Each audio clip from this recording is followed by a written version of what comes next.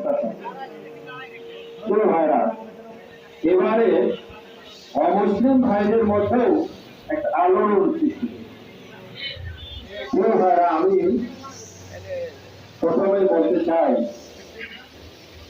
যে ইসলাম একটা মানবতার ধর্ম। আল্লাহ রাব্বুল আলামিন দুনিয়াতে শান্তিপূর্ণভাবে এই দুনিয়াটা পরিচালিত হোক, এটাই কিন্তু চায়। এখানে ঝগড়া ফাসাদ, কাটাকাটি, মারামারি, দুর্নীতি এগুলো হোক, এটা আল্লাহ চান না। আপনাদের মনে আছে নিশ্চয়, আল্লাহ যখন ফেরেশতাদের সামনে মানুষ তৈরি করার পরিকল্পনা পেশ করলেন, তখন ফেরেশতারা কি বলেছিল জানেন তো? অনেকে জানেন, অনেকে হয়তো জানেন না। ফেরেশতারা বলেছিল যে আল্লাহ রাব্বুল আলামিন এরা তো দুনিয়ায় গিয়ে ঝগড়া, মারামারি, ফাসাদ করবে, রক্তপাত করবে, আপনার এবার